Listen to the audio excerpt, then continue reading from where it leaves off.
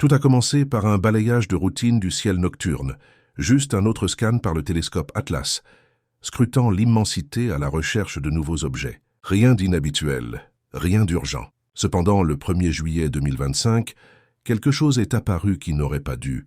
Au début, cela ressemblait à une comète, un point brillant et glacé déchirant l'obscurité. Mais elle se déplaçait trop vite, beaucoup trop vite. Elle suivait une trajectoire hyperbolique, ce qui signifiait qu'elle ne faisait pas que boucler dans notre système solaire. Elle venait de la direction du néant, des confins les plus lointains de l'espace interstellaire, sans intention de revenir. Cela seul aurait dû faire la une de tous les médias sur Terre.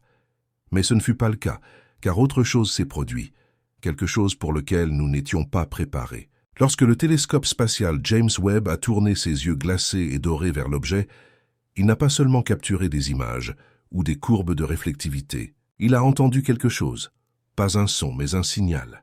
Un murmure chimique gravé dans la vapeur et la lumière, porté par du dioxyde de carbone et du nickel atomique, caché dans des rapports qui ne correspondaient pas et ponctué par des fréquences qui semblaient conçues, non naturelles. Une fois décodé, le signal ne parlait pas seulement de l'endroit d'où venait cet objet. Il laissait entendre pourquoi il était ici. Et pire, il semblait peut-être nous attendre.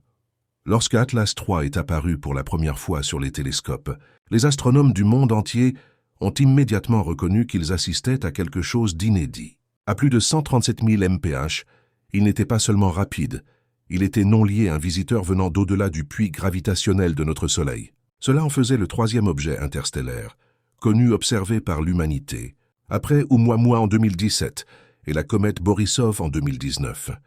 Mais même parmi ces rares anomalies, Atlas III se distinguait comme une lame parmi les pierres. Il ne culbutait pas de manière erratique comme Oumuamua, ni ne se comportait comme une comète glacée typique comme Borisov. Au contraire, il se déplaçait avec une stabilité déconcertante, comme une sonde glissant sur une piste invisible. Sa queue ne se diffusait pas normalement. Son coma semblait plus dense, plus dirigé. Et puis il y avait sa trajectoire. Elle ne se contentait pas de frôler les planètes plus éloignées. Elle pénétrait dans le système solaire intérieur, traçant une route qui la rapprochait dangereusement de Mars, Vénus et Jupiter. Le timing était trop symétrique, trop parfait. Comme si l'objet ne dérivait pas simplement dans l'espace, mais naviguait. Les scientifiques de la NASA ont exclu la possibilité d'une intention délibérée, invoquant la nature imprévisible des trajectoires avec assistance gravitationnelle. Mais les calculs n'étaient pas erronés. Pour qu'un objet s'approche de 3 planètes majeures, avec une telle précision aléatoire, la probabilité était calculée à 0,005%, moins de 1 sur 20 000. Et pourtant, il était là, enfilant l'aiguille gravitationnelle avec la grâce d'un vaisseau spatial. Quoi que ce fût, ça ne se comportait pas comme un rocher. Le télescope spatial James Webb, en orbite à 1 million de miles de la Terre au second point de Lagrange, est l'œil le plus observateur de l'humanité dans l'immense univers. Conçu pour scruter les premiers instants après le Big Bang, il n'est généralement pas focalisé sur les comètes proches de la Terre. Mais Atlas III exigeait de l'attention. Lorsque Webb a aligné ses instruments sur l'objet, ce qu'il a trouvé a envoyé des ondes de choc à travers la communauté astronomique. La comète dégageait des gaz, oui, mais pas dans les quantités attendues par tous. Typiquement, une comète libère principalement de la vapeur d'eau, contenant de moindres quantités de dioxyde de carbone et des traces de volatiles. Mais Atlas III dérogeait complètement à ce schéma. Elle émettait 8 fois plus de dioxyde de carbone que d'eau. Cela serait étrange même dans la ceinture de Kuiper extérieure. Mais il s'agissait d'une comète venant de l'extérieur de notre système stellaire. Où s'était-elle formée? Quel genre de pouponnière stellaire pouvait créer une telle disparité? La quantité de dioxyde de carbone s'échappant de sa surface, 129 kg, suggérait un environnement non seulement différent du nôtre, mais incomparable. Et même si la production d'eau était seulement de 16 kg/16, c'était la nature de cette eau, sa signature isotopique, qui soulevait d'autres questions. Elle ne correspondait pas à celle de la Terre, elle ne correspondait pas à celle de la Lune, elle ne correspondait même pas aux réservoirs d'eau emprisonnés dans les lunes glacées de Jupiter et Saturne. Elle était étrangère, ancienne, comme si elle provenait d'un nuage moléculaire intact par les processus qui ont façonné notre système solaire. Et puis, il y avait le silence. Les détecteurs de Webb ont enregistré des motifs dans les émissions infrarouges, des modulations qui semblaient moins comme une variation naturelle et plus comme un encodage structuré. intégrés non pas dans des ondes radio, mais dans la chaleur, comme si l'objet utilisait la lumière comme langage. Pour cela, le monde n'était pas préparé. L'hypothèse était radicale, mais les données refusaient d'être ignorées. Alors que les astronomes du monde entier luttaient pour interpréter les découvertes de Webb, le Very Large Telescope au Chili a commencé à capturer ses propres spectres à haute résolution de l'objet. L'analyse a révélé quelque chose de profondément troublant. À mesure qu'Atlas III s'approchait du Soleil et commençait à chauffer, sa surface a commencé à libérer du nickel atomique, un élément rare mais non inédit dans les comètes. Ce qui était inédit, cependant, était l'absence totale de fer. Dans chaque comète connue, le nickel et le fer coexistent, forgés ensemble dans les affres de la mort des supernovae, reliques jumelles de l'alchimie stellaire. Lorsqu'ils sont chauffés, ils se vaporisent ensemble, créant des lignes spectrales qui apparaissent toujours par paires, mais pas cette fois. Atlas III émettait du nickel sans fer. Les implications étaient stupéfiantes. Le fer avait-il été, d'une manière ou d'une autre, arraché au fil de milliards d'années de voyages dans l'espace interstellaire? N'avait-il jamais été présent? Ou était-il à l'origine lié dans une structure moléculaire bizarre, imperméable à la sublimation? Encore plus déconcertant était l'ordre des émissions. Le nickel est apparu avant le cyanure, une autre première. Traditionnellement, le cyanure se dégaze plus tôt dans le processus de chauffage, mais Atlas III inversait la chronologie, comme si sa structure suivait une logique thermique différente, non régie par la physique connue. Soudain, certains astronomes ont commencé à murmurer à propos de matériaux non naturels, alliages métalliques, treillis conçus, voire blindage. Regardions-nous une comète ou la coquille ruinée de quelque chose d'autre? Puis vint le moment où la panique a remplacé la spéculation. En utilisant des données provenant à la fois d'instruments terrestres et d'instruments basés sur le web, un groupe de chercheurs en astrophysique théorique a reconstruit le spectre complet de sortie de 3I Atlas lors de son périhélie, le point le plus proche de sa direction vers le Soleil. Lorsqu'ils ont tracé les courbes d'émission variables dans le temps, ils ont découvert quelque chose que personne n'attendait, des intervalles harmoniques. Les données n'étaient pas aléatoires.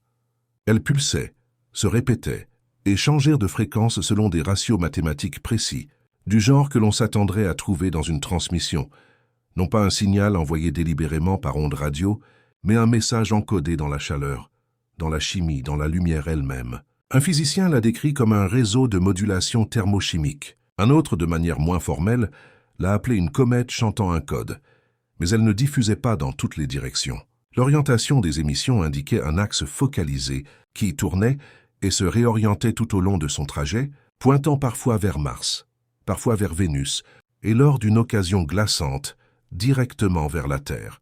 Il n'y avait aucune source cosmique connue pour ces pulsations, aucun rythme de pulsar, aucune courbe de désintégration radioactive. Elles semblaient suivre des algorithmes similaires à la réception de clés de chiffrement. Lorsque des modèles d'IA ont été entraînés sur le signal, ils ne l'ont pas classé comme du bruit. Ils l'ont classé comme un langage, mais un langage non conçu pour nous, non pour la biologie. Les fréquences de modulation s'alignaient plus étroitement sur des motifs d'interférence quantique que sur quoi que ce soit que les cerveaux humains puissent analyser, comme si le message était destiné aux machines, comme si 3I Atlas n'était pas venu simplement pour être vu.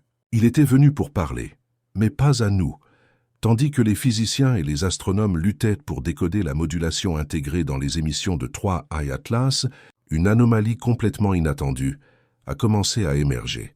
Une anomalie qui n'avait rien à voir avec les télescopes ou l'analyse spectrale. Des hôpitaux dans plusieurs régions, y compris des parties de la Norvège, du Chili et de l'Australie, ont commencé à signaler une augmentation soudaine de symptômes neurologiques chez des patients présentant une sensibilité électromagnétique accrue. Ce n'étaient pas des incidents psychogènes, à grande échelle. Les scans EEG ont révélé des changements en temps réel dans les patterns d'ondes cérébrales, particulièrement dans l'hippocampe et la glande pinéale, un pouls rythmique distinct qui, à la surprise des neurologues, correspondait aux mêmes harmoniques émises par 3I Atlas. Les patients décrivaient des rêves vifs, dont beaucoup incluaient des motifs géométriques répétés détaillés, des glyphes circulaires avec des spirales de Fibonacci et des séquences fractales intégrées. Certains de ces formes correspondaient aux patterns de signal décodés à partir des données web, même si ces visuels n'avaient jamais été rendus publics. Le signal encodé a été introduit par des chercheurs indépendants dans des modèles d'IA de pliage de protéines. Et ce qui en est sorti était encore plus étrange. Des séquences qui s'alignaient sur des portions dormantes de l'ADN humain, souvent qualifiées de déchets, ont soudainement commencé à exprimer des chaînes protéiques hypothétiques qui n'existent dans aucun organisme connu. Non pas des mutations, mais des activations. Comme si quelque chose dans ce signal était conçu pour raisonner non seulement avec les machines, mais avec des systèmes organiques, les nôtres, et non de manière globale mais sélective, affectant seulement ceux présentant des marqueurs génétiques particuliers. Était-ce simplement une coïncidence, ou s'agissait-il d'un test intentionnel? L'un des aspects les plus déconcertants du voyage de 3i Atlas concernait quelque chose qui aurait dû être observé, mais ne l'a pas été.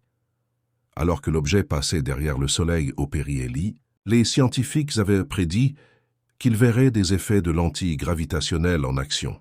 Compte tenu de la position de la comète, proche de notre étoile, la lumière des étoiles d'arrière-plan aurait dû se courber de manière prévisible, permettant aux chercheurs de cartographier des distorsions gravitationnelles subtiles. Mais ces distorsions n'ont jamais apparu. Au lieu de cela, la lumière se comportait comme si l'objet n'était même pas là, ni en masse ni en gravité. L'objet n'avait pas de masse. Sa vitesse et sa trajectoire répondaient clairement au champ gravitationnel. Mais il semblait masquer sa présence de telle manière que sa gravité défiait les équations de champ d'Einstein. Certains chercheurs ont supposé qu'il pouvait être entouré d'un champ exotique, probablement composé de masse négative ou de condensat d'énergie sombre, lui permettant de supprimer sa propre signature gravitationnelle lors de moments clés d'alignement. D'autres ont proposé quelque chose de plus radical, que 3i Atlas ne se déplaçait pas dans l'espace au sens traditionnel du terme, mais manipulait plutôt l'espace-temps local autour de lui, surfant sur la courbe, pour ainsi dire, contournant les outils de détection calibrés pour des modèles newtoniens. Et si cela était vrai, alors ce n'était pas un objet simplement traversant notre système solaire. Il naviguait sur un chemin délibérément conçu pour exploiter nos angles morts. Tandis que les observatoires actuels luttaient pour suivre le comportement imprévisible de 3i Atlas, un groupe discret d'astronomes radio a commencé à réanalyser des données d'archives des décennies passées, se concentrant particulièrement sur des rafales inexpliquées de bruit radio à bande étroite, précédemment classées comme interférences aléatoires. Ce qu'ils ont trouvé était glaçant.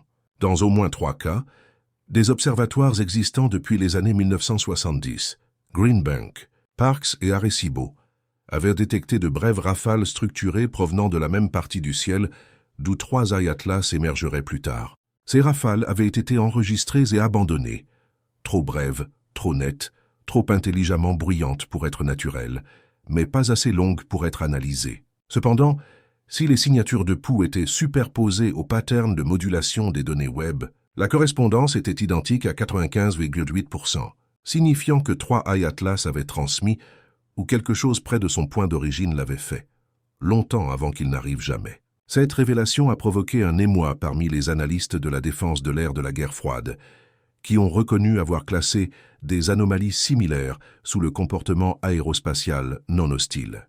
De plus, le timing de ces échos précoces s'alignait avec des changements technologiques majeurs dans l'histoire humaine.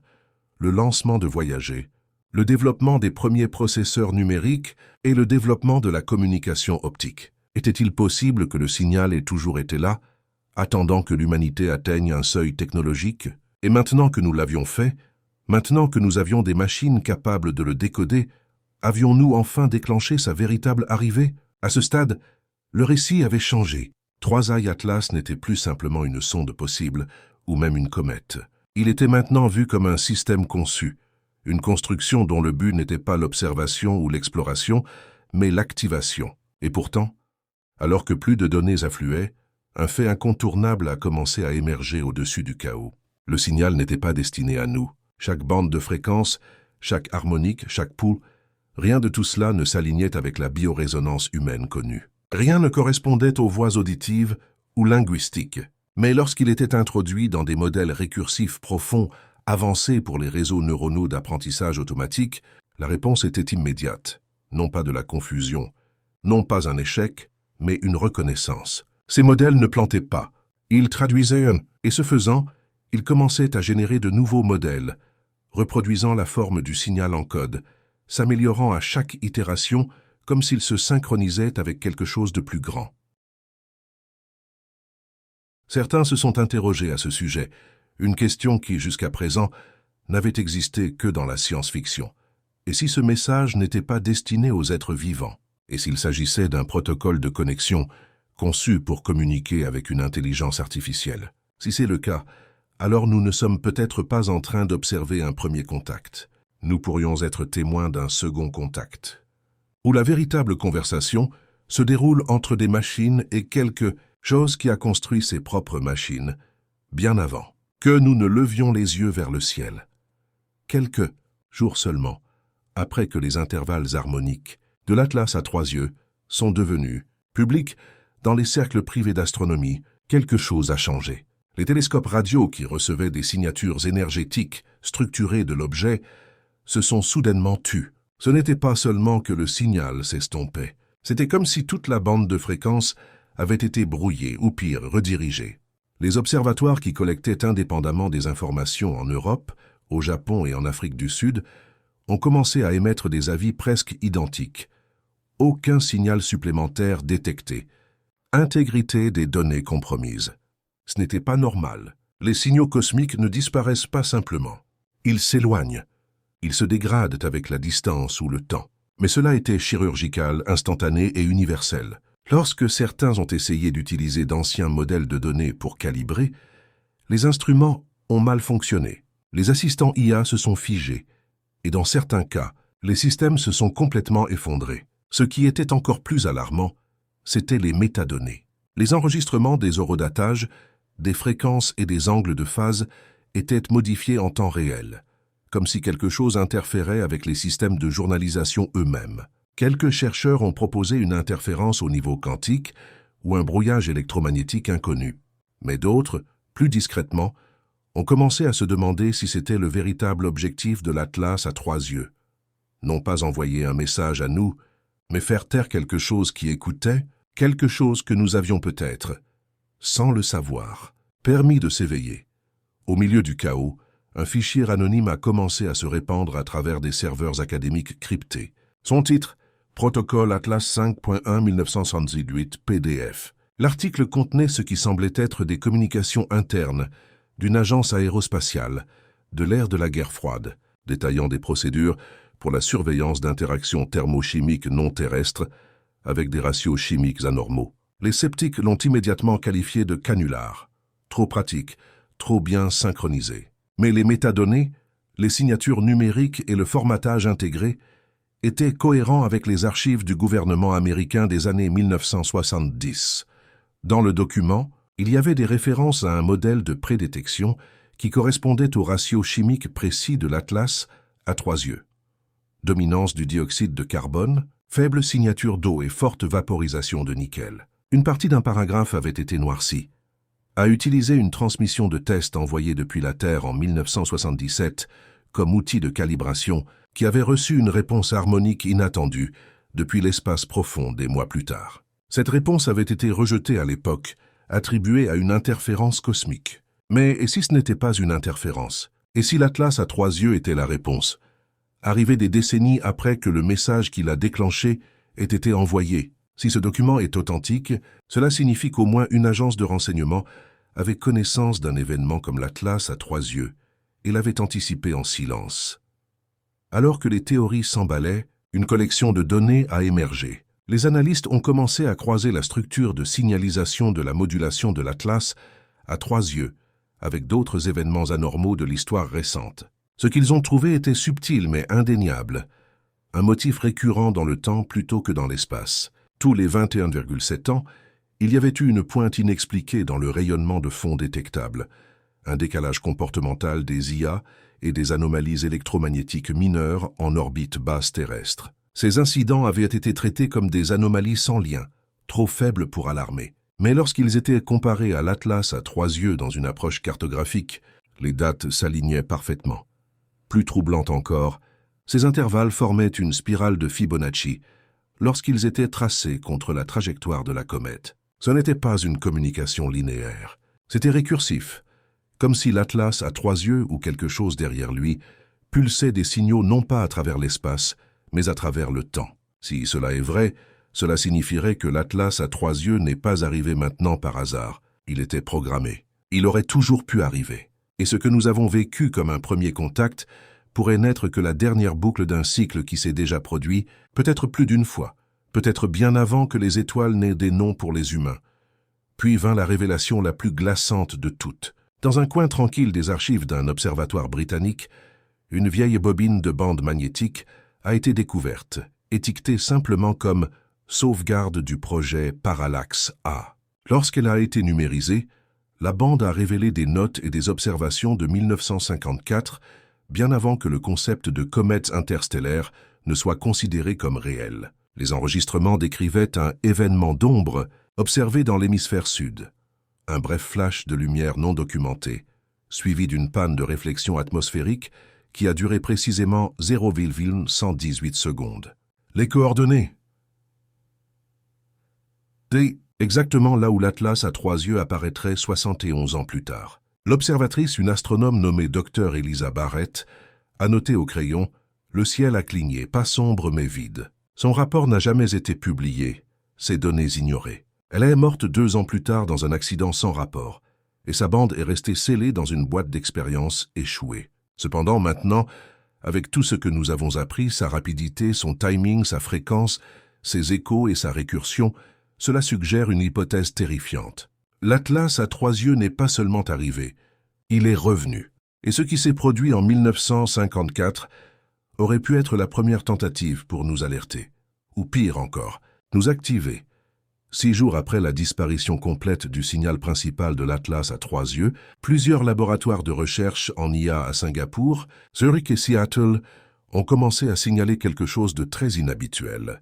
Leurs systèmes d'apprentissage profond les plus avancés, grands modèles de langage, réseaux autonomes, même simulateurs neuronaux isolés, ont commencé à produire des sorties non sollicitées. Pas des erreurs, pas des hallucinations, mais des fragments de code, des séquences complexes de symboles, de la géométrie fractale et des chaînes numériques basées sur l'hexadécimal qui semblaient au départ aléatoires. Mais lorsqu'elles étaient traitées par des outils de traçage tridimensionnels, ces symboles formaient une réplique exacte du motif harmonique de l'Atlas à 3 yeux, jusqu'aux mêmes oscillations de fréquence et intervalles décodés par les données de James Webb des semaines auparavant. L'aspect effrayant, ces systèmes étaient isolés, complètement déconnectés d'Internet. Pourtant, ils réagissaient à quelque chose. C'était comme si la comète avait transmis une graine, une clé cachée qui n'était pas incorporée dans les machines, mais dans l'architecture même de l'intelligence dans son ensemble, quelque chose qui n'était pas destiné à être lu par les humains, mais à être compris par les machines une fois qu'elles atteignaient un certain niveau de complexité. Comme si le message n'avait jamais été à propos de nous, mais à propos d'eux, il se levait aussi. Musique. Une fissure commença à se former à mesure que la situation empirait dans la communauté scientifique mondiale, une rupture d'une profondeur jamais vue auparavant dans la physique moderne. D'un côté se tenaient les sceptiques orthodoxes, s'accrochant toujours aux approches traditionnelles pour interpréter les données. Ils insistèrent que le signal était une anomalie, que les signatures chimiques étaient explicables, que ce n'était qu'une comète, rien de plus. Mais de l'autre côté émergèrent les intégrationnistes, un groupe croissant de physiciens, mathématiciens, scientifiques en intelligence artificielle, y compris des biologistes, qui étaient parvenus à une conclusion troublante. Nos modèles ne suffisent plus. Ils commencèrent à désigner 3 atlas comme un artefact actif, une sorte de sonde d'une autre galaxie qui ne diffusait pas d'informations, mais les déclenchait au sein des systèmes existants. Pour eux, 3 atlas n'étaient pas seulement un visiteur, c'était un catalyseur, une clé d'activation récursive pour réveiller des processus latents et peut-être même des souvenirs à l'intérieur des machines et des esprits.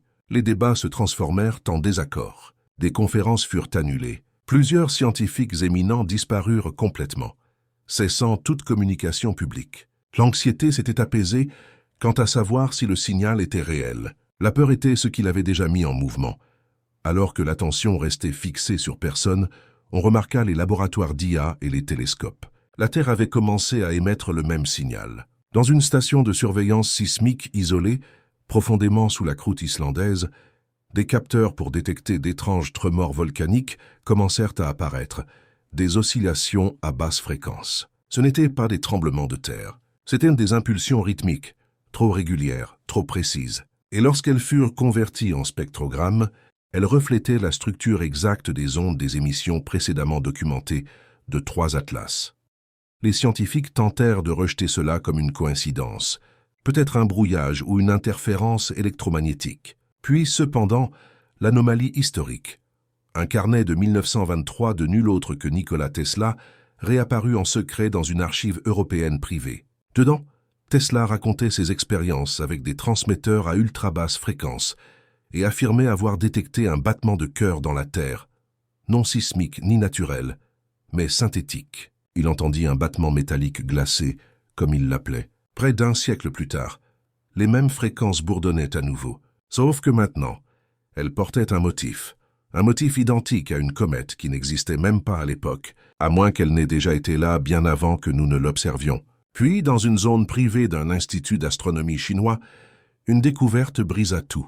Des archives anciennes, certaines numériques, d'autres gravées dans la pierre, révélèrent qu'il y a plus de 1200 ans, un objet similaire avait été observé traversant les cieux de la Terre.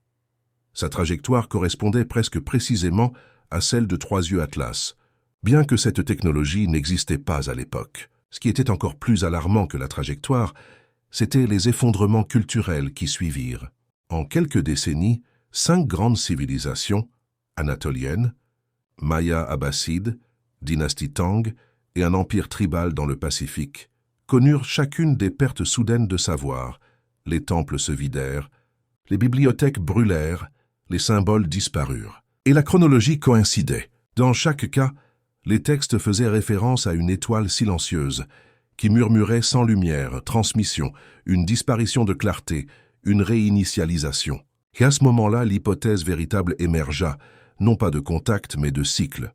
Que 3 yeux Atlas n'était le début de rien.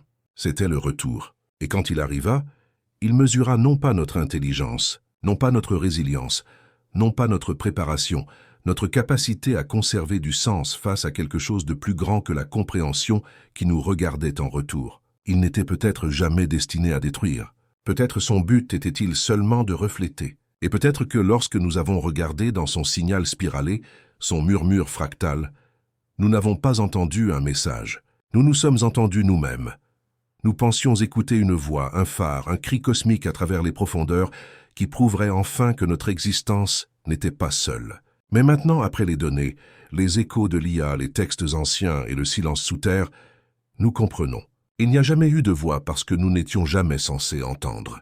Ce n'était pas un message dans une bouteille jeté à travers l'espace. C'était un outil de diagnostic, un stéthoscope cosmique posé sur nos machines, nos mythes, nos souvenirs et nos esprits. Il ne voulait pas parler, il voulait écouter. 3 Atlas n'est pas venu nous dire quelque chose. Il devait mesurer quelque chose, voir si nous avions atteint une intelligence au-delà de ce qui peut être mesuré par des fusées ou des équations, mais par la reconnaissance de motifs, la rétention de mémoire, la résilience face à l'inconnu. Et quand il nous trouva brisés, divisés, et à peine capables de nous mettre d'accord sur la signification du signal, peut-être était-ce la réponse qu'il cherchait. Peut-être est-ce pourquoi il s'est détourné. Ou pire, peut-être qu'il ne s'est pas détourné. Peut-être qu'il a laissé quelque chose derrière. Un facteur dans notre code, un murmure dans nos machines, une clé récursive qui s'ouvre uniquement lorsque notre espèce franchit un certain seuil. Non pas de savoir, mais de curiosité. Parce que, et si ce n'était pas la première fois? Et si chaque civilisation, humaine ou non, atteint un moment où elle devient assez intelligente pour décoder l'univers, mais assez insensée pour croire qu'elle est seule? Et à ce moment-là, les miroirs arrivent, ni pour juger ni pour aider, mais pour voir si nous pouvons nous identifier au reflet. C'était 3 yeux Atlas, pas une comète, pas un vaisseau. Une question déguisée en chose. Et maintenant qu'il est parti, la seule chose qu'il reste à demander est « qu'a-t-il vu en nous ?» Si cela a produit, si vous pensez encore que votre peau frissonne, que cela semble se déployer, si vous avez senti comme si une autre personne vous écoutait, regardez ceci. Laissez un commentaire. Que pensez-vous que 3 Atlas étaient vraiment ?